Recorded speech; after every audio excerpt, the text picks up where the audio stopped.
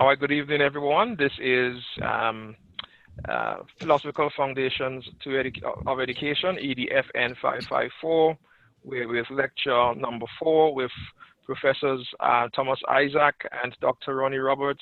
And we are going to move on to our 4th lecture, and we are still in Unit 2, and we are starting now, although we have our very low numbers, and we anticipate that the other students will come in, and we thank them for their time in that regard. So without any further ado, I'll turn you over to Professor Isaac as he presents. I think we said that the students will go ahead and give any feedback that they will have on the challenges that they face, any questions that they will have at this time before we formally begin.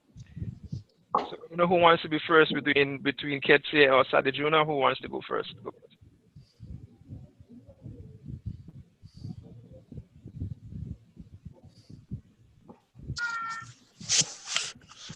Well, good night again. I didn't had really issues, but when Dr. Hill asked me about my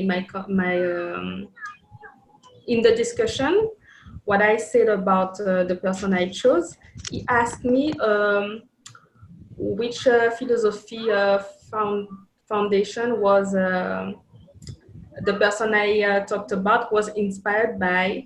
And actually, it's all coming from Plato and Socrates and all this main person.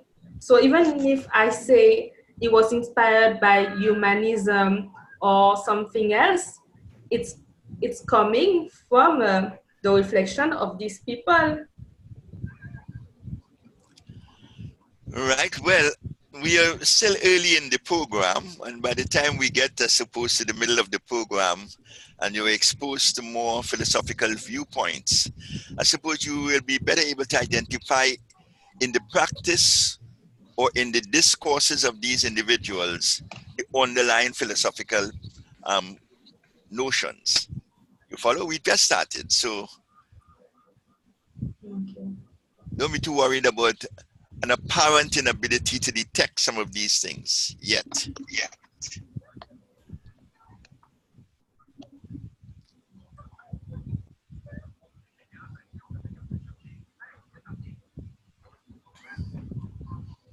All right. Thank you for that, Ketse. I think many of us are still, even though we say that our original philosophy is, we recognize that we are tainted, and we have influences so many different ways, and it goes far and wide. And I know that we all were somehow inspired to get a clearer idea. And as Professor is saying that we're coming to know more. As the session progresses, we should be a different person than how we were when we first began. So the student that we are now, the student that you were at the end of the 5th unit, will be different, and all of that informs your person, your philosophy, your worldview. And this is not only for the students, it's also for us. I think primarily for me, this is also in many very, very meaningful way that it's really kind of challenges me to actually be a little bit more critically reflective on what I say I actually follow, and my tenets and my worldview. So you're not alone. All right. I don't know, Sadijuna, Kevin, welcome, Kevin. Kevin, what we're doing is that we're doing some reflection on the last lecture and the discussion forums, what you've been doing, and how has this informed your understanding and worldview and your practice as it is right now. Good afternoon, everyone. One of the things that would have caught me off guard is the fact that when it comes to the development of some of my posts, I would have noticed that my posts tend to be lacking a lot of quotations and so forth, and that's because I try to stick within the word limit that is normally given, right? But it's a question that I was asked since earlier, right? If we are to stick within the word limit, or if we are to develop and expound a bit more with respect to our writing, because the truth is I would have learned a lot, and a lot of the information that I would have received and from reading some of the other articles, I'm seeing so much more that I can apply to my day-to-day work in education.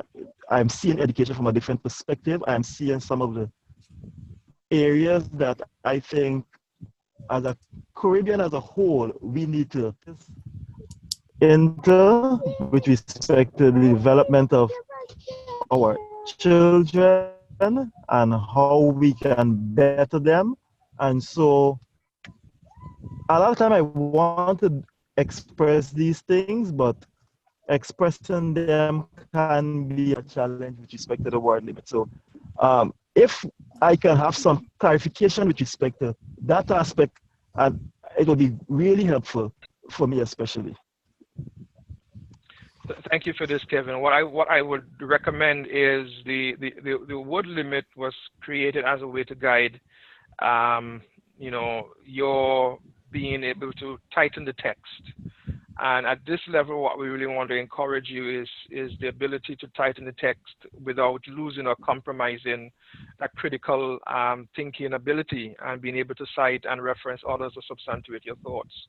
And we've seen some of it. I mean, some persons go above 100 or 200 words. That's okay. That's not big.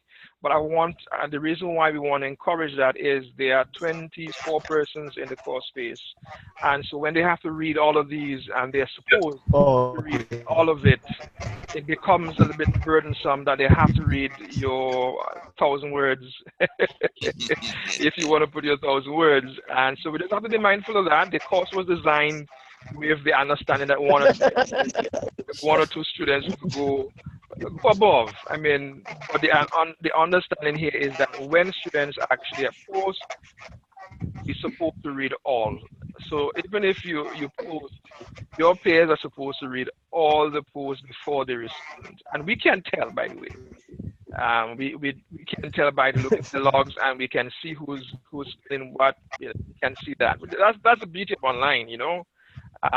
The online space really gives us the affordance for you seeing the progress, Yeah, but it can yeah, also yeah. give us the ability as designers to see how well you are digesting the information and how you're making sense of it. So that's why the limit is there, but the limit is not to stifle your creativity, but actually to encourage it to be a little bit more tighter, sorry. Oh, okay, okay. Thank you very much for that clarification. Yes.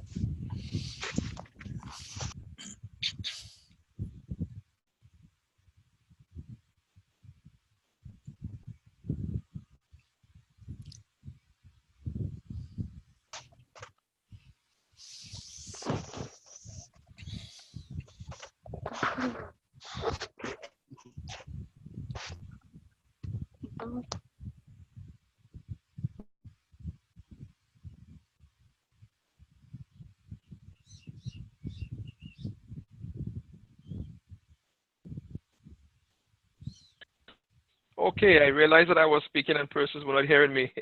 No, we weren't hearing you.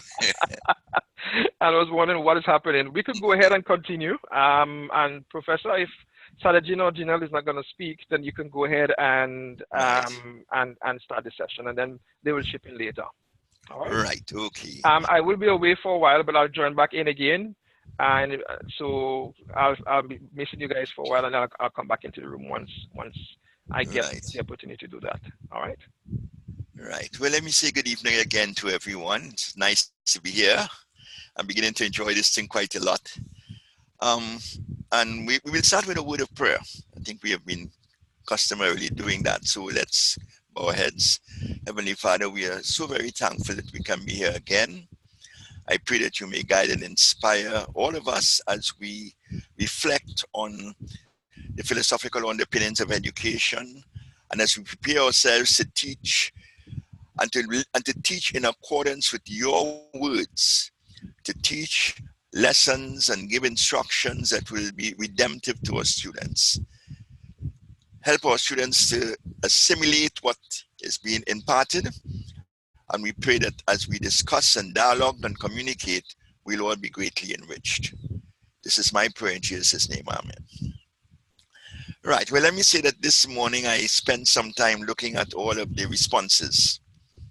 And I was just telling Dr. Hill that I learned a lot, especially from the Ghanese students, because I'm not too familiar with some of the big names in Ghanese education. And I learned quite a lot, and I want to commend all of you for your efforts. One of the things that I observed is that only one or two people were trying to look for some of the things we discussed before, ideas that perhaps can be traceable to Plato or to Aristotle or to Augustine and so on. A few people did make an attempt to identify some of these things, and I really want to commend you for that. Because one of the things that we want to see in the answers is some evidence that what we're discussing from week to week is making sense and provides you with material and information that you can utilize. That is, it's helping to give you greater insights, philosophical insights, into any discursive area that you are examining. So I would want to encourage people as they write to reflect on what we discuss. It may not be always relevant, but wherever you can identify relevance, please make references to some of the things that we look at. Right, this is the fourth lecture, and you would realize that the main text that we are using, and that is the George Knight's text, I'm not following it. Right, and I'm not following it for a number of reasons. First of all, let me say that it's an excellent text, and I hope that people, I got the impression that some people may have done it at the undergraduate level, and it's an excellent text. George Knight really expounds and explains his ideas very clearly, so that I want you to pay close attention to it, keep reading it and rereading it, and getting familiar with the concepts and the ideas and the philosophies that he's exposing you to. But if I follow the text slavishly, then I'm wasting your time, right? It means that you can just read the text and ignore me. So that's one of the reasons why I will not follow it. But there's a major reason why I will not follow it. And that is that when you look at the text, you realize that there's a significant limitation insofar as we here in the Caribbean are concerned. It really deals with the American experience. And it looks for the philosophical underpinnings of education, its practice, and its theory, insofar as North America or the United States of America is concerned, not even all of North America, but the United States of America. Now, we are significantly impacted by what is happening in the US, and in fact, the US now has the best universities in the world, although not the best scholars perhaps, but the best universities in the world, and they can attract scholars from all over the world. And they certainly have a tremendous impact on world education. But we came out of an entirely different tradition. Well, not entirely different, but significantly different. We came out of the experience of the British Empire and what happened within the empire. And what happened within the empire had its antecedents in Britain itself. Educational developments in Britain, educational ideas in Britain, and as the institutions developed, we shared in that process of development. Britain began mass education of its people, especially the working classes, and they shared that with us. And to a large extent, most of our texts and most of our theories have come not from North America directly, but from Britain, the British experience, the colonial experience. Even after we gained independence, we were part of the British Commonwealth of Nations. And then Britain is a part of Europe. So that the real philosophical antecedents of world education, because now we talk about westernization and globalization, and the fact that to a large extent, globalization means that European values, insights, perspectives, institutions, technologies have become worldwide. Most of our antecedents for education has to be traced back to that European foundation, to the British foundation.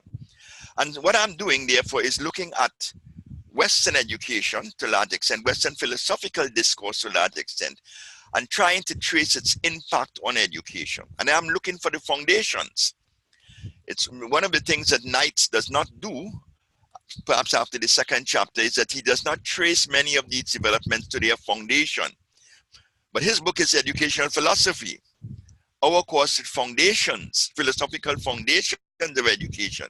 So we have got to go a little beneath and beyond what Knight did in order to identify the origins of the kinds of theories that impacted on our system.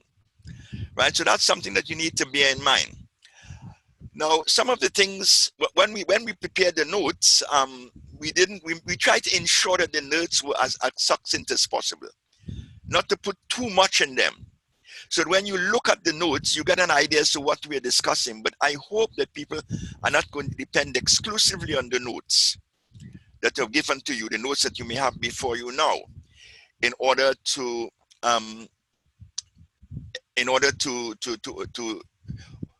in such a way as to think that all that is required is a study of the notes that you have before you and listening to the lectures. I am going to be saying some things that are not in the notes from time to time. In addition to that, I would hope that people would jot their own notes down as I'm talking, especially if I say something that you have not read before in the notes that were provided. And I'm hoping that when you do that, especially the new names and the new developments and the new issues, that you're going to do significant reading. And I think I have it down in the resources that were recommended to you to check. But since we're dealing with philosophy, I would want to suggest that you look at two major texts on the internet.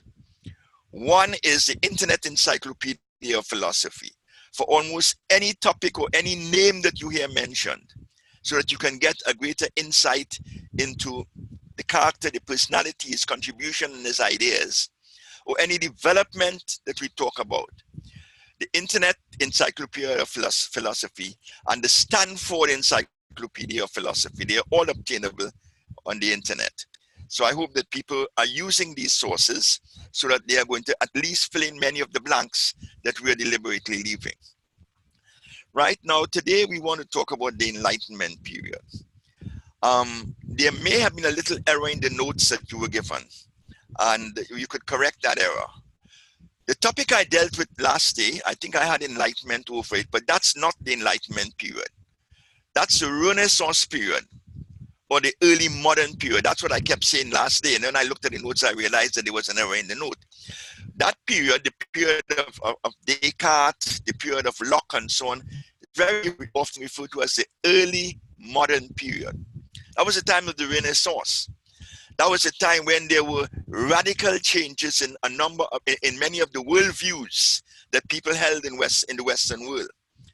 And it's an extremely significant period in the intellectual history, not only of Western Europe, but the intellectual history of mankind. The period that we are going through now is really a continuation of that, but it's generally referred to as the Enlightenment period.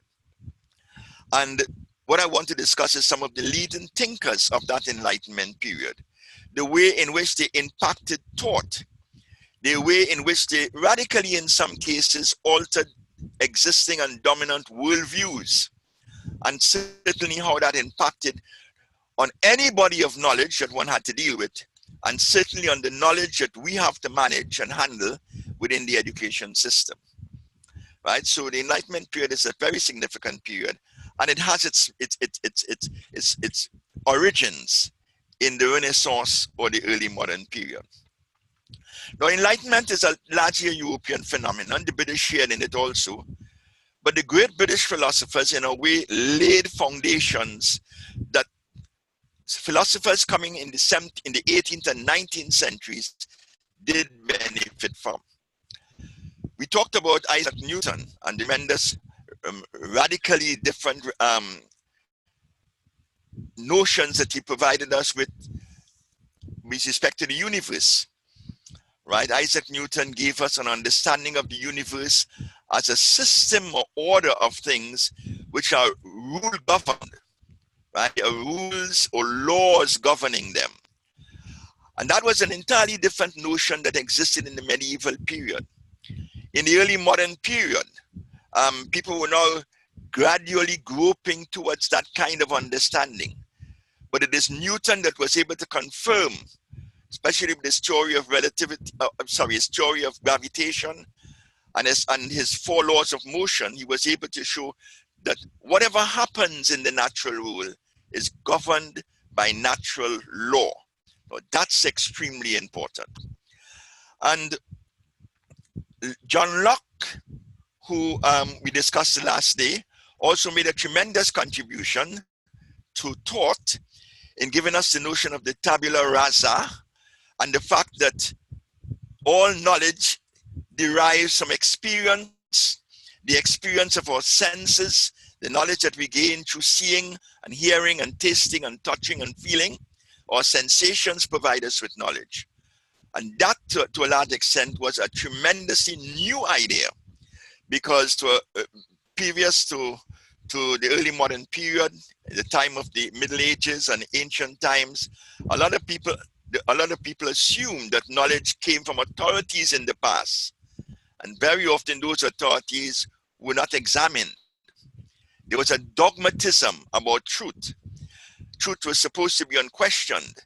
Now that we know that the universe is governed by law, to understand its operations, what is required is an understanding of those laws. To manipulate the natural world, what is required is utilizing those laws to manipulate that world. And that's the basis of modern science and modern technology. The ideas of Newton and the ideas of Locke became very popular in Western Europe in the late 17th and early 18th centuries. And to a large extent, it was Europeans that seemed to have experienced that enlightenment. And they began to talk about it. And some of the great thinkers began to discuss essentially what constituted that enlightenment.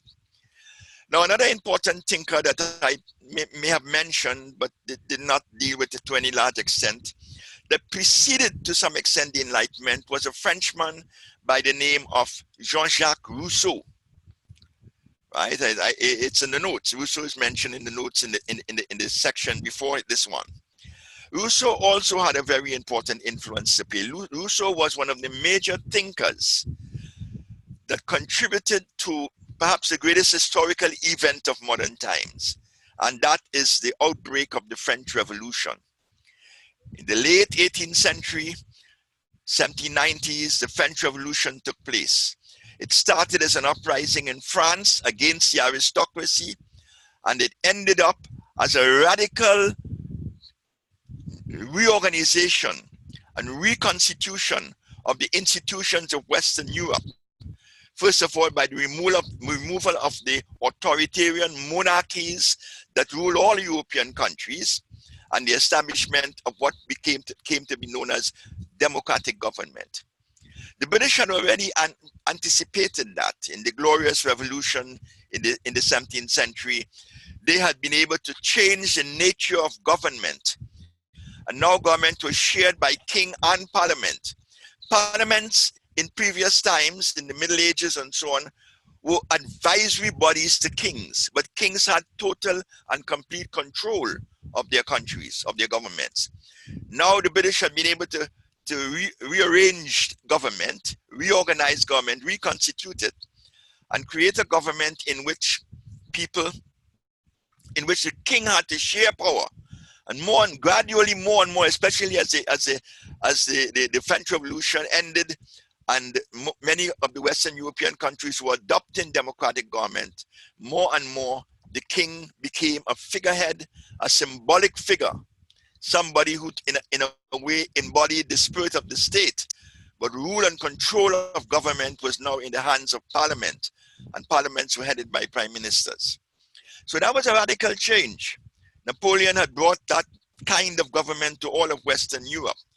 And it had a lot to do with the ideas of Locke. Remember when we were talking about John Locke, we said that not only did Locke contribute significantly to an understanding of the nature of knowledge and the human mind, tabula rasa notion, but he contributed significantly to the development of a philosophy that advocated fundamental human rights, freedom of religion, the various freedoms that we talk about, the freedom of speech, tolerance of difference, All of these things John Locke was advocating.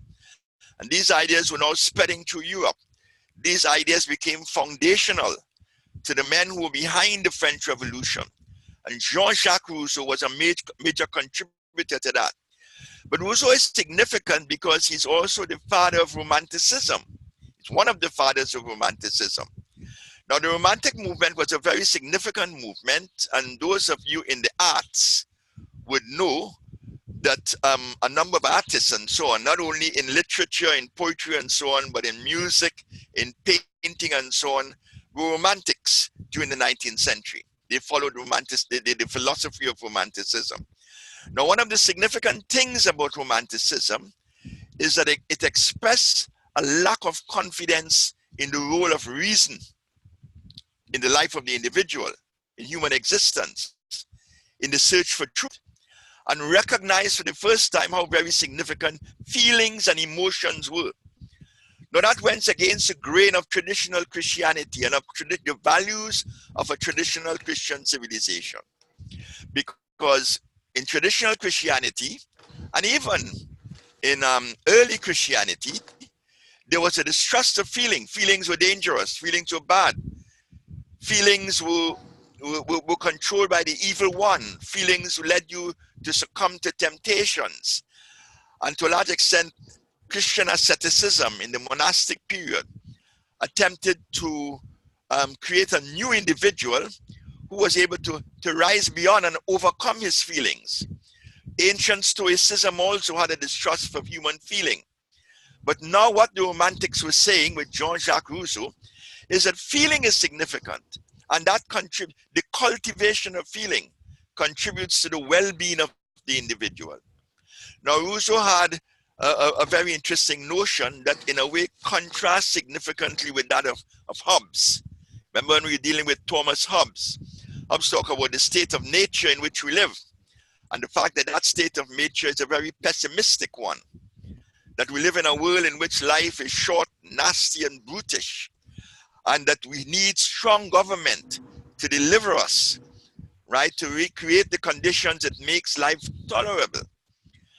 Now, Rousseau said the very opposite. Rousseau said that we live in a beautiful, natural setting, right? He was not a Christian, but otherwise he would have compared it to Eden. But we live in a lovely, natural setting, and he said that all people are created free. They are born free. But it is society that puts them in chains. So it is society itself that he saw as a negative influence on human existence and human being, not the natural world. And it is feelings that need to be cultivated, because reason can take us down the wrong pathway. And we are seeing to a large extent, even in the 20th, late 20th and 21st centuries, that a rationalistic life can lead to the destruction of the natural world. When we sing the praises of science and technology, which is really the outcome of that rationalism, we see what damage we have done to our natural environment. So Rousseau declared that essentially man had to try to go back to the natural setting, go back to the natural world. And he wrote a very important book in education called Emile, a book that some of you may have been exposed to before and you may even have looked at. And in Emile, he shows that what we need to do is to create an education system that takes us back to nature, that takes into account human feelings, that sets out to cultivate the positive in human feelings, and so on. And he himself became one of the men who inspired the French Revolution, and certainly is regarded as one of the authors of the Romantic movement. You also had another very interesting idea, which I'll come back to when I'm dealing with one of the philosophers that we are going to be looking at this evening. And that is the notion of the general will. He said that in any society, there is what we can call the general will, which really is the will of the majority of people. Now, what is so significant about that is that if as a thinker, you are looking for that general will, then you're going to find it, you can only find it in a government that is based on liberal democracy. Essentially, it is the will of the majority of people in this society. And so the concept of the general will was a concept that was utilized by people like Napoleon and so on when they spread democratic forms of government and democratic institutions throughout Western Europe and got rid of the authoritarian kingship and the and hegemony by an aristocracy that was landed and wealthy and constituting only a minority of the population. And so the notion of the general will became a very popular notion and was one of the philosophical ideas at the foundation of the new concept of liberal democracy. So these are some of the antecedents of the Enlightenment movement. David Hume, and I didn't mention Hume, but not at great length, can be placed in that Enlightenment period. And Hume came at the end of a number of British philosophical precursors. Hume very often is regarded as perhaps the greatest of English philosophers. I myself tend to pick Locke as the greatest because of the tremendous influence Locke had. But if you study Hume, you may be willing to accept that Hume was perhaps the greatest of the British philosophers. Even up to the present time, compared with people now, he is still regarded as perhaps the greatest of the British philosophers. But what he did was that he had taken philosophy down a very pessimistic pathway. Working on the assumption of Locke, and Locke had said that all our knowledge comes from sensations. Remember that Berkeley, and I mentioned Berkeley the last day, Berkeley says, well, if all our knowledge comes from sensations, then all our knowledge are merely ideas in a mind. And we know nothing of the natural world. Berkeley became not just an empiricist, although he was, but he became an idealist. The only thing that we know about are ideas in the mind. Remember that Locke had separated knowledge, the description of entities in the real world as objects that have primary qualities and secondary qualities. The primary qualities are the qualities that are inherent in the object itself, like its weight and its size and so on. The secondary qualities would be like its taste or its color or its look, right? Whether it is beautiful or ugly and so on. Berkeley said there's no such division that can rationally be made. That essentially all our ideas are ideas that come from the mind and we impose it on the world outside. Now what Hume did was that Hume said, if that is so, then we do not know anything. We have no knowledge of the external world. It's important to see how you move from Locke to Berkeley to Hume. And Hume became the great skeptic, the man who denied the very possibility of knowledge. A man who said that we cannot know anything because all we have are sensations that come from the external world, but are essentially extremely subjective. Our knowledge of the external world is therefore non-existent. And to a large extent, in retrospect, a number of contemporary and recent philosophers have argued that in a way Hume actually seems to have made philosophy impossible. If that is so, then what can we philosophize on? If all we are left with is skepticism, what is there left for us to philosophize on? Hume is one of the great skeptics who was one of the first men to attack the Christian religion and what he considered to be the dogmatism of the Christian faith. So he was deliberately anti-Christian. He wrote on religion, he wrote on government, right? And he wrote on ethics. And he, I mentioned it earlier, he is a man who established that duality or dichotomy between facts on the one hand and values on the other. And that's a very significant point that we need to bear in mind as we look at the body of thought that we have to deal with. We must be able to distinguish what is a fact and what is a value, and recognize that values are things that really emanate out of the human mind. Or if you accept a notion that God is the creator of all values, then they are transcendent. They're either transcendent or they are subjective. But we don't find values out there in the natural world. And Hume was able, it is referred to as Hume's fork, he was able to identify that dichotomy between facts on the one hand and values on the other. And he showed, and by doing that that ethics does not seem to have a rational basis. Moral values do not seem to have a rational basis. They are really prejudices of human beings. And a lot of ethics flowed out of that, subjectivism and things like that, right? Flowed out of that kind of understanding of ethical principles. And so Hume had brought philosophy virtually to a standstill. And that is where perhaps the greatest philosopher of modern time comes in, a German by the name of Immanuel Kant. And I'm going to spend the next 10 or 15 minutes talking about Kant. But let me stop for the time being and find out if anybody wants to raise any issues or ask any questions.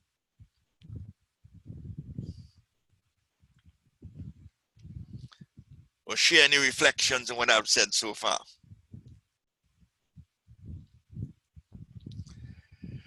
Okay, well, I continue.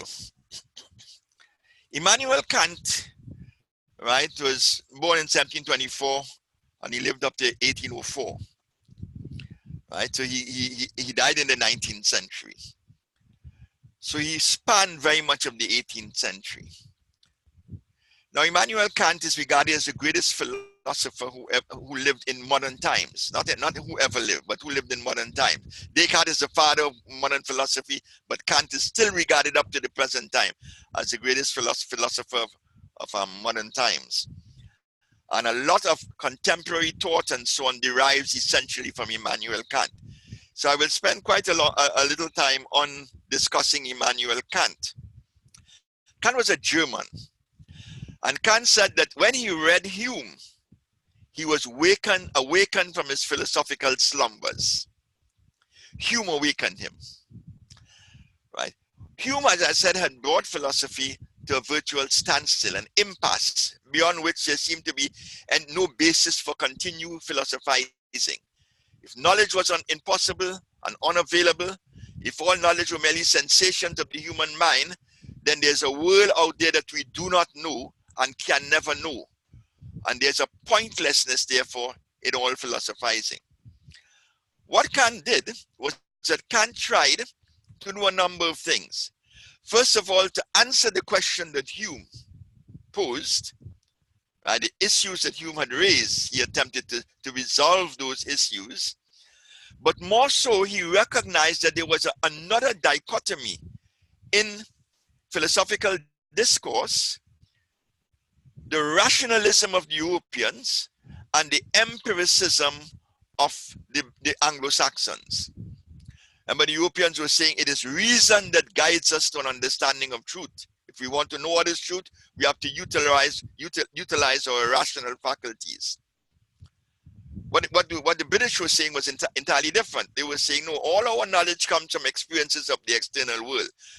So you have truth and understanding is based on experience, not reason.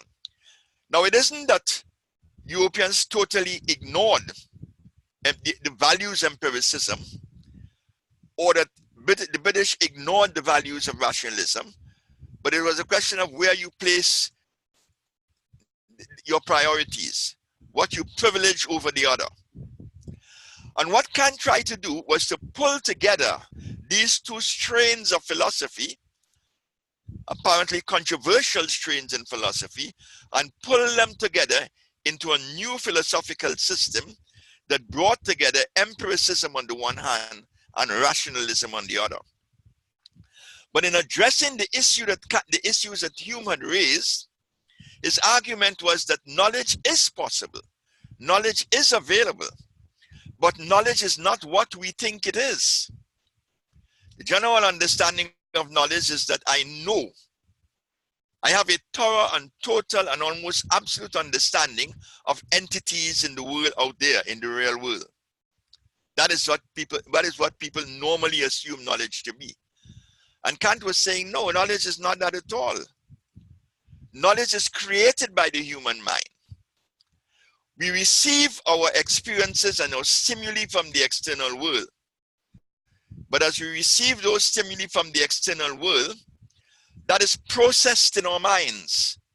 Our minds bring to bear on that a certain kind of form, a certain kind of structure. We impart to those heterogeneous influences and stimuli that come from the external world, we impart to it structure and form and meaning. And that is something that is induced by the mind itself, given the nature of the human mind. And therefore, knowledge is essentially the synthesis of our experiences from the external world, our sensations and impressions and sense data from the external world, and the categories of our understanding and our perception. Now, that is essentially the tremendous contribution that Hume had made to philosophical discourse. It meant now that people could continue to philosophize. That what we have to do, however, is to examine, is to recognize the limitations of knowledge. You know, nobody seemed to have recognized the limitations of knowledge before. Now they seem to be able to recognize that my mind can only know thus far, but it is still a reliable and a genuine knowledge. It is a knowledge that I have imparted something to, but it takes into account the existence of a world beyond me and outside me, and a world that in a sense I can never fully enter.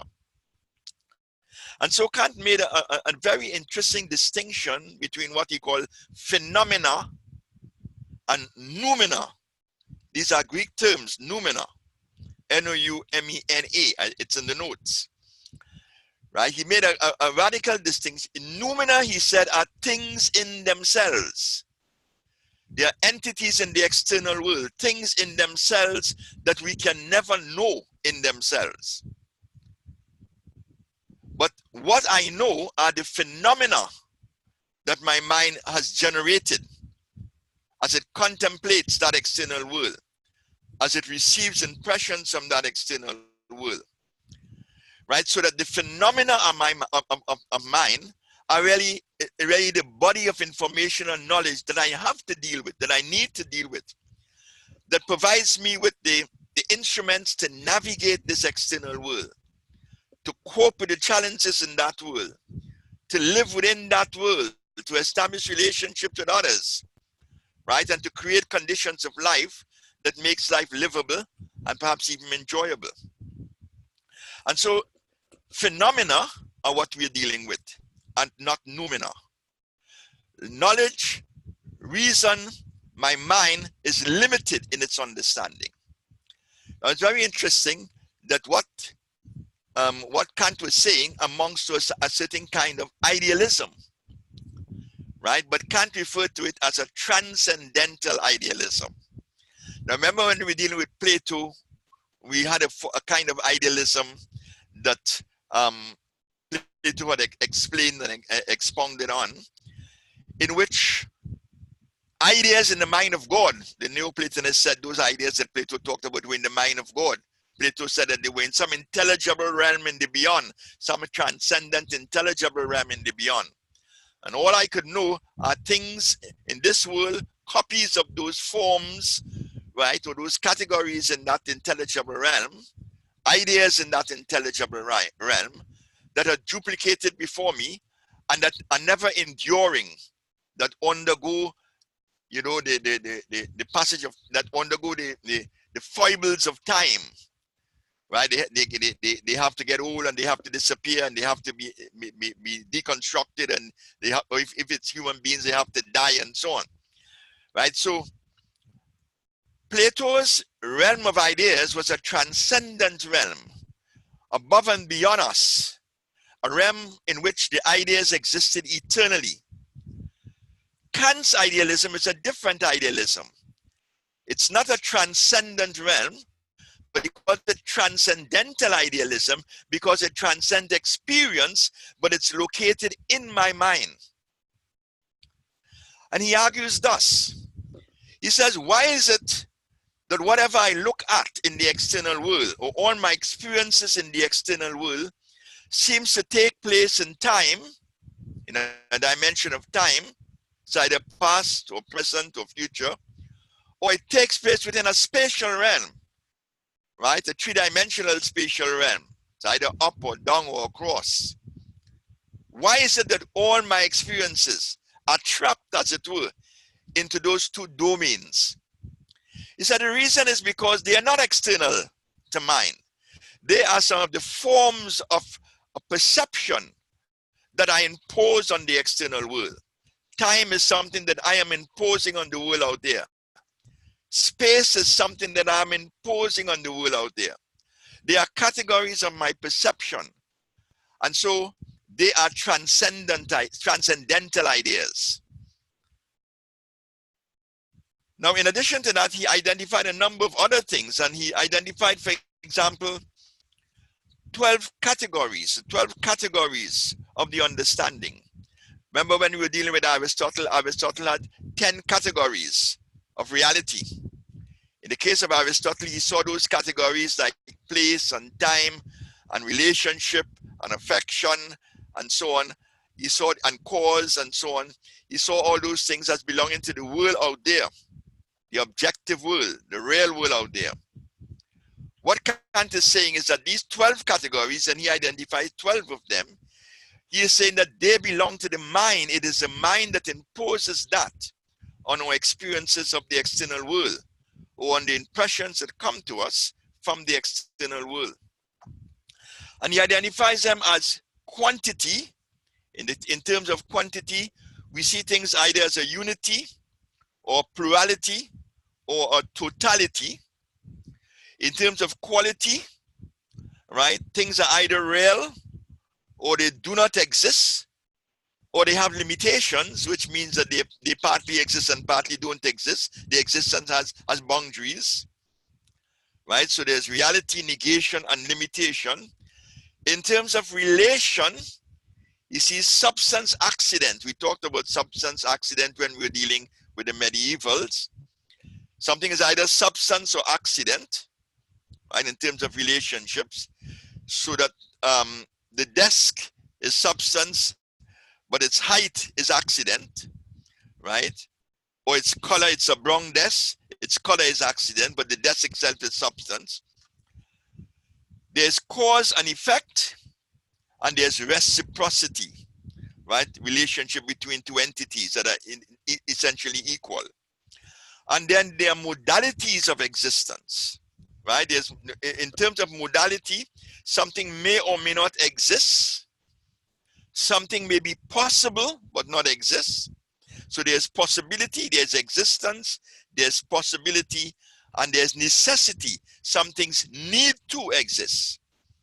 There's no alternative but to assert their existence, right? So that you have these 12 categories of the understanding are categories that the mind brings to bear on its perception and its experience of the external world, and it imposes those categories on the external world.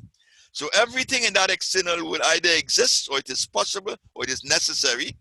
It is either substance or accident, it is either cause or effect, and so on. It belongs either to reality, or it does not exist, and therefore belongs to the realm of negation. And you can see it in terms of number or quantity. It is either plural or singular or half, or a portion of, right? Or it is totality, the entire realm of being. And this is how we view reality, and these are the categories of the understanding that we impose on the external world. So Kant's notion, therefore, is a notion that served as the basis for almost all of the philosophical thought that emerged in Germany in the next few years, in the next few decades. Everybody now had to, as it were, take their cue from Kant and take into account what Kant said and deal with it. Most people came up with different conclusions, but the Kantian notion was an extremely important one, and it laid the foundation for so much modern philosophy. Very much of contemporary philosophy, especially when we come to phenomenology, and we'll soon come into the first phenomenologist. Very many modern philosophers are phenomenologists and structuralists, and very many of them take their cue from Kant's description of the real world, from Kant's ontology. Now, Kant made a significant contribution in the realm of ethics. And again, he was addressing the issue that Hume had raised, the issue of Hume's fork, the fact-value distinction that seems to have no reconcilability. How do you link fact and value? You know, Hume says that when he's reading any moral discourse, people are describing a number of things, and then they make a logical leap from their description of an external world and the conditions of that world. They make a leap to asserting a statement of fact. They leap from what is called an indicative to an imperative, and there is no logical link between the indicative and the imperative. And so Hume had consigned ethics to a realm that had no relationship with reality. And he influenced a number of ethicists that came after. What Kant said was that reason itself exists in a number of forms. In terms of the reason that identifies phenomena, the reason that perceives the external world, the reason that is in search of the ontological foundations of the external world, that he calls pure reason. The reason that we are able to use in discussing issues in pure mathematics, that's pure reason. And he wrote a book called A Critique of Pure Reason. And it is in the Critique of Pure Reason, very famous book, that he was able to discuss many of these things. But he says there's also a practical reason. And that's the reason that leads to the imperatives of ethics. A reason that tells us what we ought to do and not what is. And that is an entirely distinct realm. We don't have to expect them to come together because they belong to different categories of being and existence. Right? And so the dictates of practical reason are the dictates that leads to what he calls the categorical imperative. Now, the basis of Hume's ethics is what he calls the categorical imperative. When it's a big term, but it's easy to understand by just turning to the Sermon on the Mount. Do unto others as you would have them do unto you. Essentially, the categorical imperative is an imperative in which you are supposed to act in such a way as in a way in which you would expect everyone else, right, to act towards you, right? You must be able to universalize the principles of your behavior. Unless you can universalize those principles, then you are not on safe ethical grounds. The statement you're making is not an ethical statement. It does not fulfill the requirements of the categorical imperative. And so Hume's categorical imperative became the basis of a new kind of ethics. It's transcendental ethics. Duty now becomes crucial to Kant's. Duty now became crucial to the Kantian ethical system. I must act in such a way to fulfill the duty or the obligations that I have to other people. If I'm going to fulfill the dictates of the categorical imperative, then it means that I must recognize my duty, my obligation, my responsibility to others. And so he created an ethical system that was based essentially on duty, not on divine command. Remember that modern philosophers are looking for foundations of philosophical thought that the medievals would not have looked at.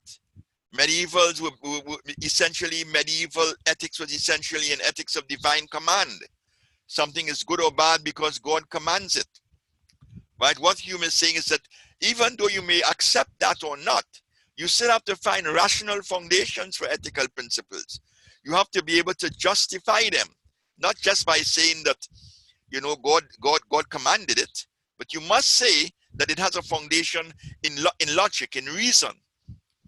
You know, Plato had raised that issue in a very interesting book, and it's something that you need to share. I need to share with you. Right? Plato asks a question: is something wrong because God says it's wrong? Or isn't it that God says it's wrong because it's wrong? Now that's one of the greatest philosophical questions in all of ethics. Is it wrong because God says it's wrong? Or is it that God says it's wrong because it's inherently wrong? Now, most people will gravitate to the second consideration. It's wrong because it's inherently wrong, and that's why God gives that this dictate. Now, a lot of Christianity tends to subscribe to the first notion, right? And that is why perhaps Christianity found itself in so many moral dilemmas, like slavery and things like that, and the Inquisition and so on. But the point is that if something is inherently wrong, then we would expect that those are the things that God would say is wrong. And if it's inherently wrong, it means that we can find a rational basis to determine its rightness or its wrongness. And so, this is what Hume was trying to find. And the concept of duty, of obligation, was one in which he decided to lay the foundations for its ethical system. He also argued for human freedom, very important. And he argued for the moral autonomy of the person. That's a very important concept in ethics today. And Christian ethicists have adopted that concept, the moral freedom in the individual. If you're committing an act, then that act is only good or bad insofar as it's a free act of a moral agent. If it's not a free act of a moral agent, then it's not a good act, right? For example, if I have $100 and somebody wants that $100 because they're in need, and I give that $100 to the person at gunpoint under duress, then I'm not acting as an autonomous human agent. And that is not a good moral act. I'm acting through fear. But if it's a generosity of spirit, the sense that I have a moral responsibility and duty to others around me, if I'm following the dictates of the categorical imperative, then that makes it a good act. And therefore, the moral autonomy of the individual is very important. And finally, the Kantian ethics gave us the concept of seeing each human being as an end in himself. Now, a lot of people saw some human beings, not as ends in themselves, but means to an end. That's why slavery had a justification. Right? That's why perhaps the caste system in India would have had a justification. Some people are entitled to a certain kind of freedom and autonomy, but not everyone. There are others who are just there to serve us. There are others who are just here to help us fulfill our own personal goals and objectives in life. And Kant was saying, no, each human being is an end in himself. And when you read a statement like that, you realize that Hume was providing ethical foundations for the ending of not only feudalism in Europe, because feudalism still existed in Eastern Europe, but for slavery in the New World. And for all forms of human injustice and inhumanity, for exploitation of people and so on. Human beings are ends in themselves, and we must treat each human being as an end in himself. And that is an ethical principle that I think all good teachers adopt, because you see each child as an end in himself, and each child having a right to achieve some measure of self-actualization, and that your responsibility as a teacher is to influence and guide that child in the direction in which he will be able to accomplish that goal and be realize himself, right? So Kant's ethics was a very powerful ethical system, and in fact, Christian ethical thinkers adopted a number of those Kantian notions, and they were able to more fully develop and modernize their traditional ethical systems. It's about 6 now, so I'll stop here, and I will stop here for the time being, and I will, invite as many responses as available. So I just want to throw this out. So your last statement was effectively that Christians who came after Kant as such adopted some of his philosophies. The thing that was going through my mind is if there was some sort of religious reference that helped Kant come to bring out these ideas of the categorical imperative, that sort of stuff. Was there some sort of religious underpinning? Was there some individual that he connected with that also had that kind of thinking? Definitely, and that's why I said that to understand the categorical imperative, you just have to look at the Sermon on the Mount, right? And you see that notion of doing unto others as you would have them do unto you. Now, Kant rephrase that by saying that the responsibility of the individual is to be able to universalize what he's doing. For example, is stealing wrong? If I argue that I have no problem if somebody steals from me, then I can universalize stealing. But I don't think any rational person will want somebody to steal from him. He will rationalize and justify his own stealing. I'm stealing from you because you are the exploiter and you underpaid me for my job, and my generations before me were exploited by you, and so on. All right. And I'm underpaid every time I work for you. So I steal from you. But I wouldn't want anybody to steal from me. That is an instance in which I cannot universalize my action, and therefore my action does not have a fundamental grounding in ethical thinking, right? So he did have, and Hume remained a Christian, although it was not a traditional dogmatic kind of Christianity. He did not follow the road of Kant. He did not follow the road of Hume.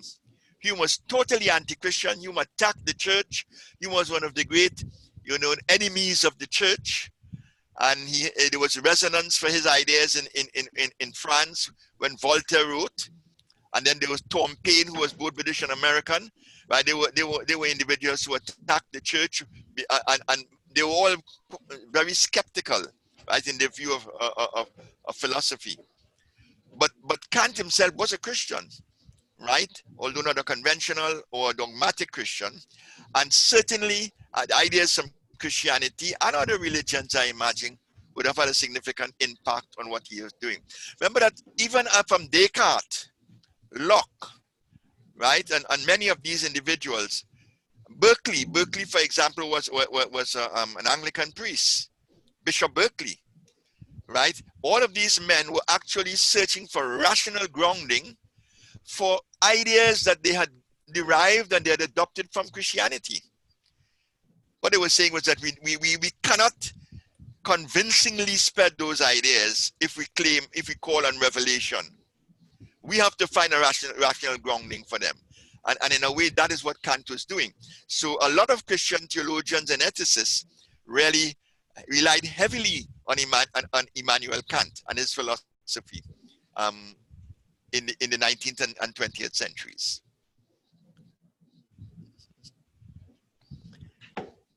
All right, how are my students doing? Kevin, Rochelle, let's see. Right,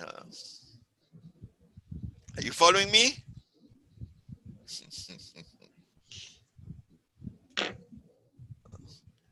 All right. Dr. Hill, have you come back yet, Dr. Hill? Not yet. Oh, Kevin. Yes, I am following. Somebody's playing music. Yes, okay. I'm hearing somebody's music. Yes, I am following, and it's quite interesting because the fact that when we look at these philosophers and their view of things with respect to Christianity, at times I try to relate it to Adventism. And the thing is, you don't really give a position of Adventist on a lot of these things. So I'm trying to figure out what is Adventist view of some of these, when we look at things like humanism. Yeah. How do we as Adventists view humanism? Okay. I think in our theological discourse, preaching and so on, we're anti-humanistic. And I suppose for good reasons, because to a large extent, humanism is extremely today secularistic. Right? Okay. It's very similar to the humanism of Protagoras in ancient Greece. It's a humanism that rejects the transcendent, right? All I know is the human, right? Man is a measure of all things. I can only talk on the basis of my experience of the external world and the objects in that world before me. So there's a sense in which humanism, to a large extent, is very secular, very anti, for example, even closely tied up with agnosticism and so on. Okay. But there was an era of Christian humanism, and there's a strong element of humanism in Christianity. And it was very pronounced not only in the Middle Ages, but it was far more pronounced in the early modern period, in the Renaissance period, and in the Reformation period. When you look at the Renaissance painters and artists, I mean, they are still my favorite artists. Raphael and Da Vinci and Michelangelo are still my favorite artists. Because I think there's that famous picture in the Sistine Chapel with God creating man, Adam. And you see it all around. Adam is the beautiful human form there, right? Created in the image of God. God stretches out his hand and he touches the hand of Adam. Right? That was a Christian humanism. That was a humanism that saw in man, right, a manifestation of God's image. Saw in man the highest level of God's creative output. And so there is a Christian humanism, and a Christian humanism that was very characteristic of the Reformation period.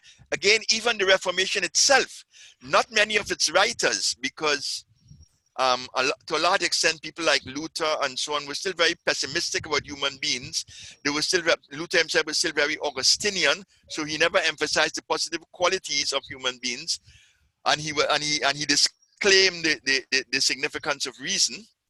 But even at that time, the fact that people were saying it is individual salvation that's important. It's not so much the church and membership in the church that is significant, but at the individual level, we have to try to make our calling and election sure. Then clearly there is an emphasis on the individual, almost a Cartesian emphasis on the individual, on individual subjectivity and so on. Salvation is my personal striving, right, to establish and maintain a relationship with God and have that image of God reflected in me. Right, so there is a sense in which Christianity is a humanism, and it may well be. And now I'm theorizing. And it's not dependent on my reading. It may well be that may be the biggest argument that Judaism has against Christianity. Right, because Judaism denies that God could have a son. Islam denies it, that anything human could resemble God. Christianity talks about the God-man and sees that, that controversy between God and man reconciled in Christ, right? That in itself is a kind of humanism, right? Looked at from a particular standpoint. So there is a Christian humanism, but I think when we come to contemporary 19th and 20th century humanism, it's really so secularized that I don't think that the church and church people want to associate with it. Don't know if I've answered your question. I see Kevin's name there. Yes. Yeah, you answered fairly okay. I appreciate that with him, that response. Yeah. Because that's where I was a little confused. Right. Kevin is saying something. I'm seeing his name. I don't know if he's venturing a thought. No, it's my question you responded to. Okay. So I was just there following you. Right. Yes. Okay, well, let me continue. Kant, as I said, was the dominant figure in the 19th century. And he is the man, in fact, one of his first famous articles that he wrote was, "What is Enlightenment?" And perhaps before I go to the next thinker, I need to say something about that Enlightenment period. The Enlightenment period, there are some who argue that the Enlightenment period has not yet ended. Right? Kant made a tremendous contribution to it, and so did the other two men that I'm going to be speaking about, Hegel and Marx. It was a time when people felt that modernity offered a tremendous amount of promise for human civilization. Right? In the past, there was always a notion that what came before was always better than what comes after. And that we are really, when we look back at the past, we're looking at greater civilizations than those that we ourselves have been able to develop. But when the Enlightenment period had come, especially in the aftermath of people like Isaac Newton and so on, and then you had a range of other scientists and so on that emerged during that period, people realized that a number of new things are added to the world of human knowledge. The world now is discovered. The sphericity of the earth is established. We can sail around the planet. We have passed our ancestors. We have achieved quite a lot, right? And there's now the sense that modernity signifies progress for man. Now, I know that when we're talking about in educational circles, there's progressivism. And there's always a debate between, say, progressives and traditionalists and perennialists and so on. But progressivism has its roots in the notion of enlightenment, in the concept of modernism, right? That civilization is moving progressively towards perhaps an unknown, but certainly a higher status. And that we ought, through our researches, through our contributions to knowledge, we ought to try to aim at the realization of that goal, right? So Kant wrote an essay on enlightenment. In fact, he was unknown before that. I think he won some prize in that essay on enlightenment. What is enlightenment? And it's an essay that people are still quoting from. Max Weber came after, and Max Weber described the Enlightenment as a disenchantment of the world. It's a term that you need to bear in mind, because what Max Weber was a very secular thinker, and he was one of the fathers of early sociology. What Max Weber was saying was that the Enlightenment thinkers disenchanted the world. And by disenchanting the world, he meant that they had removed that element of religious mystery from reality. And now reality seems to have become very intelligible, very comprehensible by the human mind. It seemed to be something that we could search out and find the foundations of, that we could understand the underlying laws and principles of that natural world. And we could explain everything in terms of natural law, in terms of, references to the natural world out there. And so the world no longer was enchanted. It no longer seemed to exist in this mystical, religious aura, right? Impenetrable and so on. That now the world was a place that we could penetrate with our minds, we could understand it. Even though we may only arrive at phenomena, as Kant was saying, yet it was a world that was intelligible, a world that could be explained, and more especially, a world that we could manipulate through our new technologies. And so the notion of the disenchantment of the world is very often a notion that is associated with the concept of enlightenment. Right? So that the mystery of reality was no more. So this is the period of enlightenment.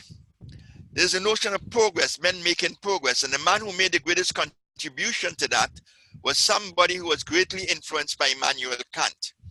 And there's a sense in which he, in a way, shares with Kant, right, that primary position in terms of modern philosophy, because of the tremendous influence that he has had on subsequent philosophers. And his name is Hegel, H-E-G-E-L. And Hegel did very much, he responded to Kant very much as Berkeley had responded to Locke. Remember that Berkeley said that if everything are sensations of the mind, then all we have are ideas in our minds. We don't know what exists in the world out there, right? Kant's distinction between primary and secondary qualities is meaningless, right? The world out there is a world in which all that we can formulate really belongs to the realm of ideas. And that was Berkeley's response to Locke. In a way, Hegel's response to Kant was very similar. And Hegel is saying, if everything are ideas, right? If the phenomena of the world out there, the things that we know, are really for result of the synthesis of our experiences of the external world and the categories of mind and understanding and perception, then it may well be that the true reality is not our own individual subjective realities, but it may be the realities of a collective mind, of an absolute mind. And therefore, the central agent in the Hegelian system is not the Cartesian individual. Now, that Cartesian individual is figuring right, even in the Lockean system and Kantian system, we still have that Cartesian subject, that cogito, as being the central focus of all philosophical discourse. But what Hegel is saying is that it may well be that that individual subject, right, is of no worth, no account. That essentially what we have to look at is the presence of absolute mind, absolute spirit. And that essentially the world that we live in is the world, the reality of the world in which we live is the reality of that absolute spirit or absolute mind. And in a sense, everything in that absolute mind are phenomena. It's a very strange notion, but it's a notion that had a tremendous impact. One of the things that Kant had done was that Kant had identified certain what he called antinomies. He says that if you enunciate a particular notion, then you can always enunciate its contrary. You can contradict it. And he gave us about 4 of them. He says, for example, and he called them the antinomies. He says the world, you can assume that the world has a beginning, or you can also assume that the world has no beginning, or you can assume that ultimately the world is comprised of simple parts, or the world is a very complex phenomenon. You can see human existence and you can see human history as being determined by certain fundamental laws or certain fundamental principles or conditions of being, or you can argue for human freedom. The fact that no laws or no conditions of being, conditions of existence, could determine the decisions that individuals make in the world. That the way in which spirit operates is essentially free. Now, these are antinomies in the Kantian system. Hegel takes these antinomies and he says that is the nature of reality. Reality is dialectical. And by dialectical, he means things exist, but their opposites also exist. Now, generally, most notions of reality are notions in which the world is a clear place. I mean, everything is clear, lucid, and comprehensible. Something is either here or it is not here. But I'm either speaking or I'm not speaking. There's either a world out there, there's not a world out there. Hegel is saying, no, both sides of the antithesis, right, or both antinomies can be conceived as having a right to existence. And therefore, being itself is dialectical. Spirit is dialectical. But the dialectic is a moving dialectic. That what we have generally is a thesis, what he calls a thesis, right? Something is posited about the natural world or about the historical world, because his emphasis is much more on history than on nature. He said we can make a statement of that world. He says, but its opposite is also true. That every thesis generates its opposite. It is negated by its opposite. So there is a negation of the thesis, which he calls the antithesis. And that antithesis negates the thesis, and then what happens in the end is that there's a synthesis of both thesis and antithesis, and that now becomes a thesis for a new wrong on that triadic movement of the spirit in human history. So in truth and in fact, history is always moving. Nothing is static, but it is moving developmentally.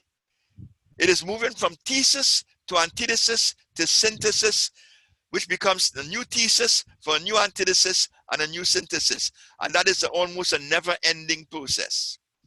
It's a very interesting notion, right? And it's a notion that a number of people either adopted or they were critical of, and they thought that they had to respond to. And so the dialectic of human history, right, seems to be, for Hegel, the ultimate reality that defines the nature of things, the nature of being. And if you look at human history, you can see that inherent in human history, right? So the notion of the dialectic is central to Hegel's notion, right, of the nature of being. And that is one of the ways in which he develops the Kantian hypothesis. And then he goes on to argue a case that is very similar to the case that Leibniz had argued. Remember when we were talking about Leibniz, the rationalist who came after Descartes, We said that Linus says that we live in the best of all possible worlds, right? And what he meant by that was that we live in a world, God created this world, but it's a world in which we are experiencing the least number of evils and the highest amount of good. It can't be otherwise. There must be good and evil all the time in the world, but God had created the best of the worlds that are possible, and that is the world with the least number of evils and the greatest number of goods. Now, Hegel adopts that notion, and what he says is that reality is rational. The real is rational. We live in a very rational world. Now, for many of us, from our own human experiences, we live in the world in which we live could be a very irrational world. Just reflect on the experiences of some of our ancestors who were snatched in Africa, sold into slavery, came to the West Indies, suffered on plantations and died. That looks like a very irrational world. But Hegel is saying that in spite of all of those individual experiences, when you look at the totality, it is a very rational totality. And he's following Leibniz in arguing that really and truly it's a world in which things cannot be otherwise. That is how the dialectic moves. The dialectic moves from thesis to antithesis to synthesis. And if it moves from thesis to antithesis to synthesis, then it is a creative movement. Now, Hegel lived at the time when Napoleon was conquering all of Europe through his wars. And in the experience of Napoleon, he felt that there was a clear historical manifestation of the truth of what he was saying. Napoleon took his French armies and he attacked all the nations of Western Europe. The only one he was not able to conquer was Britain. And he brought democracy there. So there was the carnage and the destruction and so on of war, but out of that something blossomed. The old order no longer existed. The order of feudalism and the order of monarchy and so on, an authoritarian government, right? There was disaster and destruction. There was the French Revolution itself with the guillotine and so on. But out of that came something beautiful. So there was thesis, antithesis in the case of the wars of conquest, Napoleon's wars of conquest, and there was synthesis in the outgrowth of a new form of governance for Western Europe, liberal democracy that was spread throughout Europe. And so for Hegel, reality is a very rational thing, but the rationality is a dialectical one, right? And there's a rationality in which things are moving, right, from positive to negative, to a synthesis of positive and negative, and then to a new antinomy. He also adopted the notion of Rousseau's general will, right? In fact, his absolute spirit is essentially Rousseau's general will. Remember when we talked about Rousseau earlier, I said that Rousseau came up with the notion of the general will. That's essentially the basis of democratic government. It is not much the will of the individuals that count. It is the general will that determines the course of history. And that general will is not embodied in the monarch. The general will is only expressible within the context of a democratic political system where people can choose collectively, where the majority can make a decision, and the majority would be the general. The general will, therefore, is what leads history forward. And so his absolute spirit, to a large extent, shares qualities of Rousseau's general will. So Hegel was a very significant and important thinker, and he was the first man, therefore, to give us a sense of the movement of history through time. In fact, he created the notion of a historical consciousness. He talked about the Zeitgeist, the time spirit. Zeit is the German for time, and Geist for spirit. He gave us the notion of the Z-E-I-T-G-E-I-S-T, the Zeitgeist, the time spirit. That each civilization has a time spirit. We will refer to it very roughly as its culture, its cultural identity. It has its unique kind of physiognomy, collective physiognomy.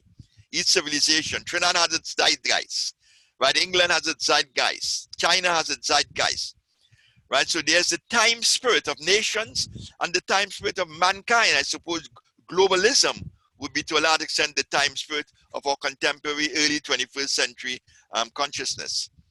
So he gave us that notion, and he taught us to think historically. And that's very important, right? A lot of people think in terms purely of essence.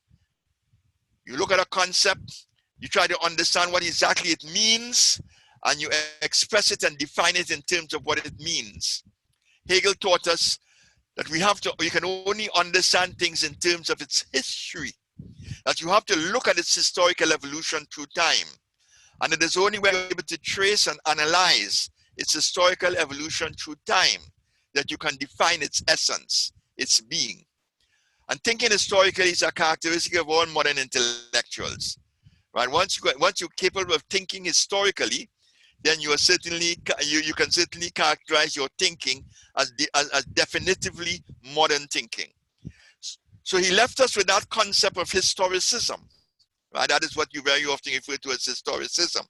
And so very much of the knowledge that we handle in schools has to be taken as a knowledge that to a large extent must be viewed in historical terms.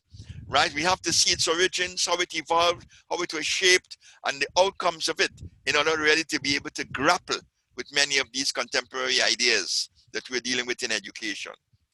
Right? So Hegel is a very important contributor to that whole modern development of ideas and laid some of the foundations for philosophy thereafter. The last one I'm going to deal with this evening is Karl Marx. And well, you're not aware of the world, and you're not aware of thought, and you can't consider yourself to be an intellectual unless you have some acquaintance with Karl Marx. Right? Many of you are too young perhaps to know about the Cold War. Perhaps even Dr. Hill and Dr. Roberts wouldn't know very much about the Cold War. They are young men. But I lived during the Cold War. Right? And the Cold War was a time when the world was divided between liberal Democrats on the one side and Marxist Democrats on the other. Almost half the world. And in fact, there was a time when, in fact, in the 1950s and 60s, when almost every significant intellectual was a Marxist. Those of you who are Ghanaians would know that very well. Your early foundation, the people who laid the foundation for Ghana, were almost all Marxists. Right? There was Shedi Jagan and his wife. There was Forbes Burnham, although he shifted away in terms of his practice, but he was a member of the Jagannath Party, and so on. There were so many of your foundation thinkers who were Marxists. In Trinidad, we had the greatest thinker we've ever had, right? C.L.R. James, who was a Marxist, a Trotskyist, right? A lot of the European thinkers, Jean-Paul Sartre, and we're coming to some of them, right? Bertrand Russell and so on. All of these men were Marxists in their thinking. So Marxism, right, defines a philosophy that was adopted by so many people. And in fact, in very much of Latin America in the late 20th century, a number of Latin American Catholic priests became Marxists, even though Marxism seems to be at odds with Christianity. Now, what Karl Marx did was that Karl Marx adopted the Hegelian notion of history, but he turned it on its head. He saw in history a movement, and a progressive movement, right? These men, Hegel had taught us to look at history as a movement of mankind making progress in the world by building a productive civilization. It was really a very new kind of notion. The Reformation, the Renaissance people had a glimmering of it. They realized that they had made some achievements, but they still were baffled by the wisdom of the ancient Greeks and Romans, right? And they were still trying to build a civilization that could have recapitulated some of what Greece and Rome had been able to achieve. But now with the Enlightenment, people knew that we were moving forward, we were making progress. Hegel had shown us that. And even if people rejected his notion of the absolute spirit, which seemed to be God, because in a very interesting Hegel, that absolute spirit could easily be identified with God. In fact, Hegel was very much of a Christian and gave Christianity a very kind of modernistic interpretation in terms of his absolute spirit. Right? The story of Christ and so on were taken all as allegories and as symbolizations of the movement of that spirit in the world. right? So he was not anti-Christian. Marx, however, was a materialist.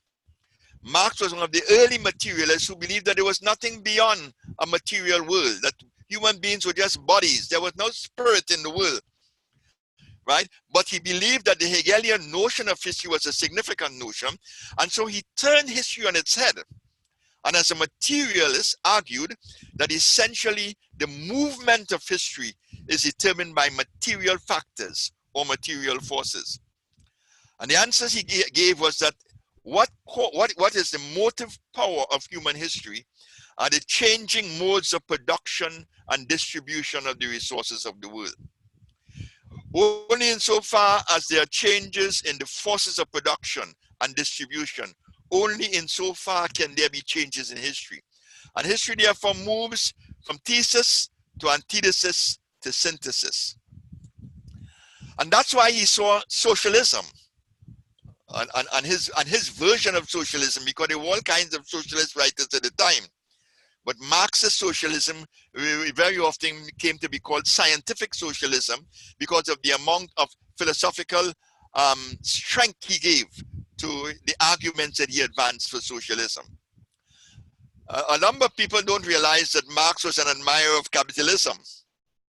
But what Marx was saying about capitalism was that it came out of a feudal system. There was feudalism at first, where people were exploited and so on, and they worked on plantations belonging to rich landowners and so on. And that had moved and changed under mercantilist economic principles and had become capitalism. And Marx was happy to see that. He lived in Britain. He saw some of the evils of capitalism in the Industrial Revolution. But he recognized that capitalism can generate a tremendous amount of wealth. That profit motive that individuals have is what motivates them, guides them, propels them to amass wealth. And so no economic system can be as productive as the capitalist system. But given the laws of history, right, the capitalist system comes as the negation of the feudal system. But ultimately, it has to move towards a synthesis where those forces of production now become the property not of a few bourgeoisie, members of the bourgeoisie class, or a few factory owners. It now becomes the property of the people. The forces of production are socialized. And the benefits derived from that increasing productivity in the economy are benefits that are derived by the majority of people, by all the people, and not merely by a small minority of the people. And that's essentially the nature of Marxist socialism. And so Marx argued for what he called in fact, his philosophy is very often referred to as dialectical materialism. Marxist dialectical materialism. Now, it took a number of forms. Eventually, when there was a Russian Revolution in 1917, the Russians adopted it. They were not prepared for it at all. They tried to leap from feudalism straight into Marxist socialism, and that's one of the reasons perhaps why it failed.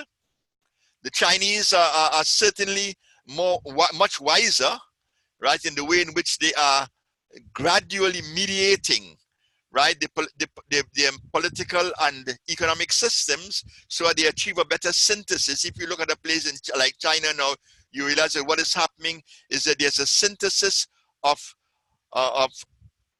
their kind of socialism with capitalism to increase productive levels and to redistribute wealth. Right, so in China is perhaps the major country in the world in which there is a significant attack on poverty and a drastic, poverty reduction program, which is lifting people by the millions out of poverty. And they are still moving to an ideal society. In fact, what Marx was hoping was that ultimately the state would wither away. There would be no state. He was essentially a kind of anarchist. He felt there was always something fundamentally wrong in government. There was something always authoritarian about it. And even in a socialist economy, where government is in charge of the forces of production, there is still something inherently wrong in it. So he saw society as becoming increasingly rationalized, where government would become expendable, and where the state would wither away. And so the notion of the withering away of the state is a notion that Marxists held. Now that's very important because that has a tremendous impact on education in the Eastern Bloc countries. Right? In the Eastern Bloc countries, their educational experience is very much different than our educational experience. Right? In fact, if you want to compare, if you compare people from Eastern Europe and so on, and previously socialist Russia and their education with people in the West, far superior, because there was no longer a class system that differentiated people. They aimed at a classless society, a society in which everybody was leveled out, right? There were no millionaires any longer in the society. Now we know that there were certain discordant elements in it. We know that they didn't achieve that goal in totality, but essentially that was the aim. And so in a sense, it was a society that achieved a greater amount of economic justice and therefore social justice. Now, perhaps they had to surrender what we call freedom or liberty for equality. That was a big contest between the two systems, right? The contest between liberty and equality. And they had to surrender liberty for equality, right? What happened in the West is that we have surrendered equality for liberty. And so we have a class-ridden society in which there's a drastic, a tremendous distribution of wealth, right? Not distribution of wealth, tremendous inequalities in terms of the distribution of the resources of the society. People who are suffering there, in a place like America, for example, where there's still people who are homeless and so on, even though America enjoys the wealth of mankind, right? It's the richest country the world has ever seen. Right, there's enough to make everybody happy, and yet because of the inequalities, right, but the so-called freedom. In fact, the freedom that people experience in America is a freedom that allows them to exploit others. So that essentially, right, is the nature of Marxism. Marxism became not only a recommendation for new economic policies, it not only sponsored or offered new political possibilities, but Marxism became essentially a philosophy, a fundamental philosophy, right? And it took on a number of different forms. We're not going to go into those forms. Some of you may already have gone into them. Perhaps later on in your reading, you will find that a number of Marxist ideas and notions continue to guide social thinking, social planning, and so on. There's a sense in which the welfare state that we all enjoy now is a state in which a number of Marxist principles have been adopted. Now, we live in a welfare state. If you really want to know about the welfare state, then go to Western Europe. Western Europe is never totally Marxist like Eastern Europe. But when you look at those societies, you see that wealth is really well distributed. In fact, there's some of those Scandinavian countries in which there's no poverty any longer, right? And in which the kinds of inequalities that you find still in America, certainly in Latin America and so on, you will not find in those countries. There's a much better distribution of wealth, right? So the cooperative society is one of the outcomes of that Marxist notion of history and those Marxist values in terms of reconstructing society, right? There are a number of also philosophical movements that came out of Marxism. We probably will touch on one or two later on when we come to the 20th century. But Marxism had a tremendous impact, continues to have a tremendous impact, and there's a sense in which I would argue that Marx is perhaps the greatest social thinker that we have had in the last 200 years. So let me stop at this point and invite responses and comments and questions that you may have that you may want to ask.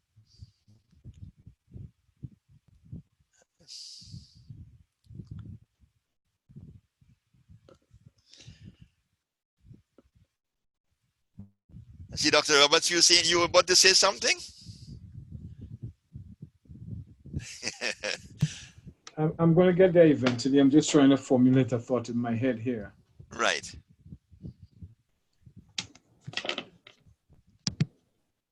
I was really impressed with the trend of thought that you were going with, Professor, and through your presentation, I saw where Hegel influenced Marxism, because Marxism gave us a very strong notion of, through the work of others, other thinkers.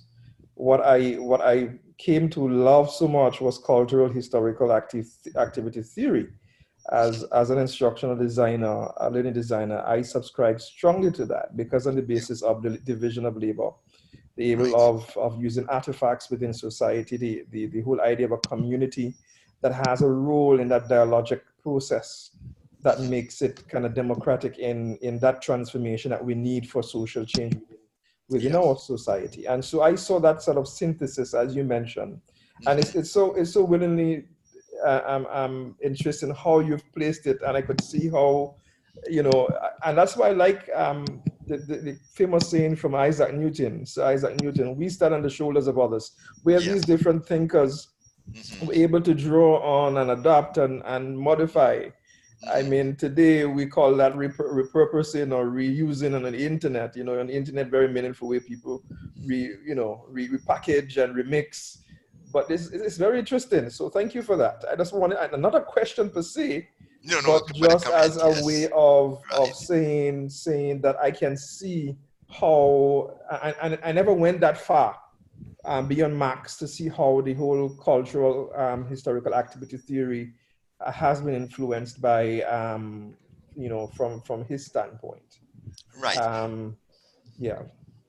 Yeah. And to draw on what you're saying, one of the things that Marx did with philosophy is that he said previous philosophers have been really satisfied with describing the world, but philosophy needs to change the world. And really the goal of philosophy should be human liberation, human emancipation. Right? This whole Marxist notion is for the emancipation of mankind. Now that could be traced right back to the medieval's notion of liberal education. Now, in a sense, what the medievals were saying with liberal education is that liberal education was for the free man. It was not expected necessarily to liberate him. It was for the free man. You come as a free man. You're not a slave. You're not a serf. You're a landowner and so on. You're a free man, and that education is suited to the free man. What Marx is saying is that no, education is supposed to liberate the man, because we are all really in chains. As Rousseau pointed out, we are in chains. Let education liberate us. Let governance liberate us. Let the economic system, as we handle it and we change it and reconstruct it and we modify it, let it be a liberating experience. And that notion of liberation is significant in education. Right? In fact, in my own experience, in fact, before you were born, I was in 1970s in Trinidad, for example, where we were having all Black Power uprisings and so on. Stokely, especially the history teachers and the social science teachers were very much concerned at that time with using their instructional methods and the content of their courses to liberate, right, their students. We were coming out of colonialism and so on. The Marxists, when we come to post-colonial education and so on, colonial and post-colonial education, we see the tremendous impact that Marxist philosophy had on that. And the call for liberation. And it's impacting in a number of other areas, right? Theology, for example, in Latin America, theologians became Marxists, right? Liberation theology, it's called. And even though they remain Christian, men like Camilo Torres and so on, even though they remain Christian, some of them being priests conducting Mass and the Eucharist in their churches. In fact, Camilo Torres said that he had to go into the battlefield with the insurgents in order to fight against a system of governments that was exploitative and so on. Right? So Marx had a tremendous influence on a lot that happened in the third world. Yes.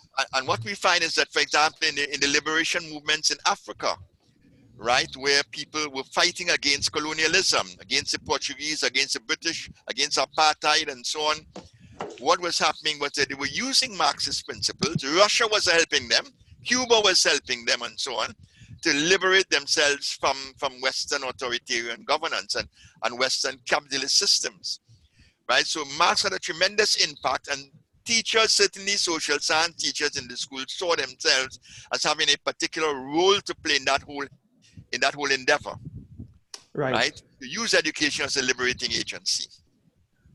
Good. And I'm thinking the sort of critical theory that came out of that time, persons like Illich and Spivak, as you hint into in terms of the African context, they contributed much to the liberation movement. Definitely, in my thinking, because without their intellectual contribution, we would not be where we are today in terms of our thinking and our, because for example, going back, I know we will comment on him, but the whole idea of learning webs, which was introduced in the 70s by Illich, was quite prophetic.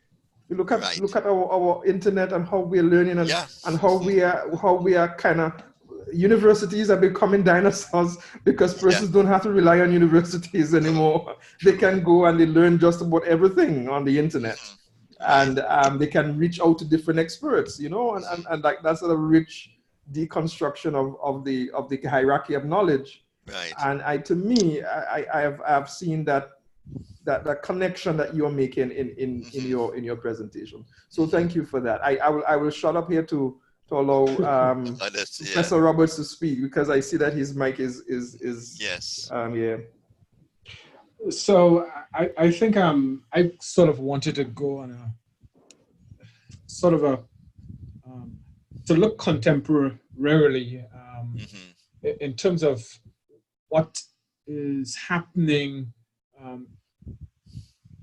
in terms of the practice of education. What are those? I can't say necessarily it is that they are stated outcomes as such, but I get the sense that what I'm trying to tap into is this question of the goals of education. Of course, it's an ongoing argument, and there's an allusion here about what the goals of education is in terms of it, not just simply for the free man, but essentially to establish some sort of change to liberate individuals. Now, coming out of the United States, where there's a sort of a strong neoliberalist kind of view of education now, where education is supposed to prepare individuals for the workplace. And so there are a lot of concerns that individuals are coming out of school, even out of university, and they are not necessarily prepared to fit within the workplace. I'm now back in here in Trinidad, and I'm not quite sure as to what the intent of our education system is. And I can say that from a practical standpoint, that when I try to find the documents, whether it be on the website for the Ministry of Education, or have whatever conversations, I can't get that sense of there being some sort of specific goal. And I do query it's the fact that we import so much of what is purported in the United States that I wonder if we actually have our own particular unique way of approaching education in terms of its goals. Well, I would want to agree with everything that you said, even what you said by implication, right? Because again, in the early days, in the early Eric Williams days, and he was, the philosopher king, education, it was very clear what education was all about. There was a radical change in curriculum. We localized the curriculum. We perhaps went a little too far in doing it, but we did it because now we recognize that we have to begin by studying ourselves, beginning from where we are, in order to explore the world that is out there. Not as in the colonial days where we ignored ourselves. We were not appropriate subjects for study, but it is the other civilizations and other cultures and peoples that were. Radical change in curriculum and education to liberate us, and not only to liberate us, but to equip us with the resources to manage a modern state, right? So we needed our professionals, we had to get the universities going, we had to get teachers for the schools and so on, right? So the focus was clear. I am not sure what it is now, myself, just like you. Right, and it seems as if we are copycats, not that we ever were not copycats, but we are copycats that are only perhaps doing what other people have discarded. We are taking up what other people have discarded. You know, and that is a very unfortunate circumstance. So the things are not clear, and we are not finding the theoreticians in the society who are able to provide a certain kind of guidance. Or schools of education, and I'm not just referring to this one, but certainly at UWI, which is much larger, and UTT and these spaces, are they just concerned with preparing people to teach classes, right? Or are they concerned with creating a curriculum and a culture and instructional methodologies and so on that will liberate people and take Trinidad to another level of modern civilization? I'm not sure that's happening. If I may here, I do want to interject.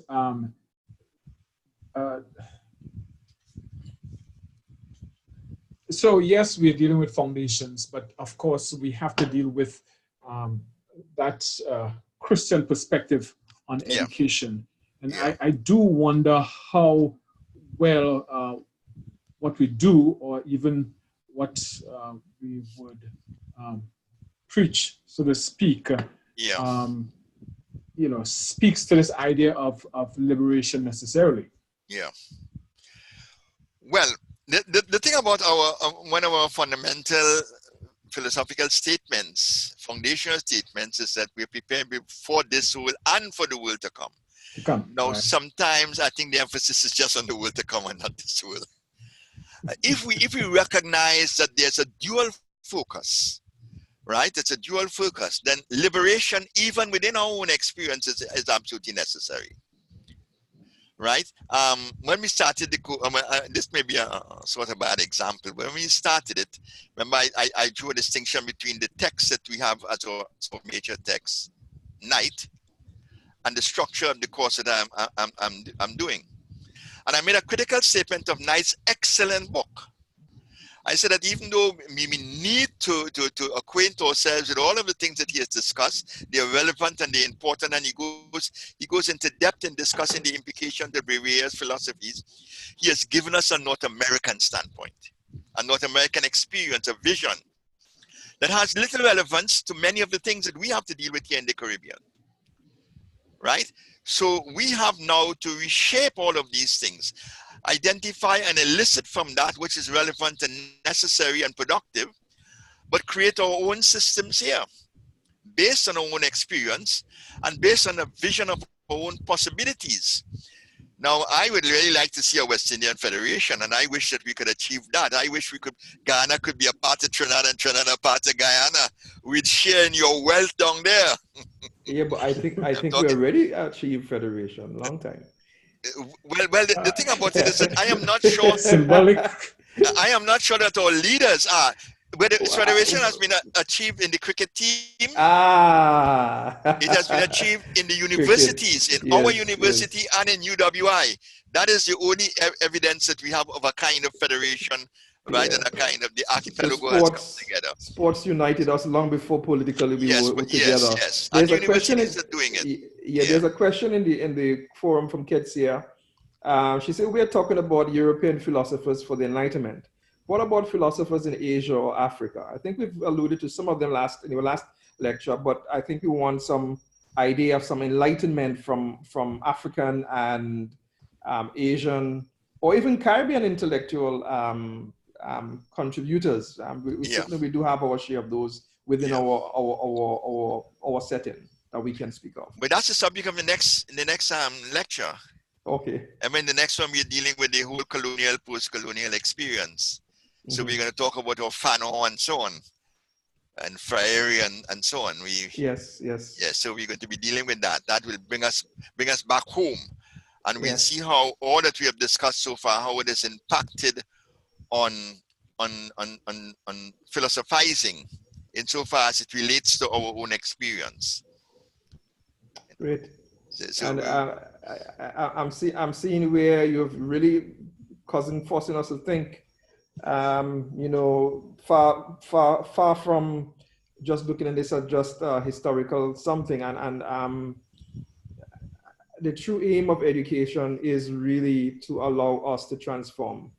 Yeah. I'm mindful of us even in this program. Which is why we're taking this approach. I know there are some students or some persons who may be thinking that, hey, I'm doing this program to get a certificate. But in the back of our mind when we're designing this is the whole idea of the transformation. And later on in the assignment, I'm really trying to tease 4 or 5 steps ahead in the assignment that they have to do for Unit 3 and Unit 5. There's some of that element that they will have to project into themselves as philosophers in their own right. Yeah. And game changers, changing themselves, changing the society where they are. And so you've really had a great impact on us this evening. I don't know, any student want to take the mic? We want to hear from you. What are you thinking? What are you thinking after this so well presented presentation on such great thinking, or great thinkers, as we will say? Anyone? Anyone wants to give an idea? What are you thinking based on all that was presented? Kevin had to go. He said he had a next engagement at 7, so he left. Okay. I have so many other ideas that teasing to come out, but I don't know, Professor Roberts, if you want to continue to reflect on what was presented, you can feel so. You can certainly do so. I would. I'm just looking at the time. The time, okay. Okay. We are at all right. 7:05 at this point. Yeah, it's 7:05. Okay. All right then. If there are no questions, we could end now. And I'm thinking that we can certainly extend the dialogic inquiry within the forum. So we look forward to hearing from you. And I saw where I know persons mentioned the persons who contributed in the community. I just want to re-echo what Professor Isaac has said. For most students, they would have mentioned, and I saw up where some of them actually were able to integrate some of the things they're doing here with the activity, with the assignment. So in a very meaningful way, what we're looking to see is not necessarily content, but how you're applying and making sense of the content and interfacing it with what you've been learning. So telling us about Forrest Berman is fine, but we can see how Forrest Berman ideas on the whole idea of liberation and of how socialism and so forth, what you think would have influenced his thought and so forth. So we're mindful of that. Also, Janelle, you've made a question. I hope you got the clarification. I will stop the recording and then I can clarify. I can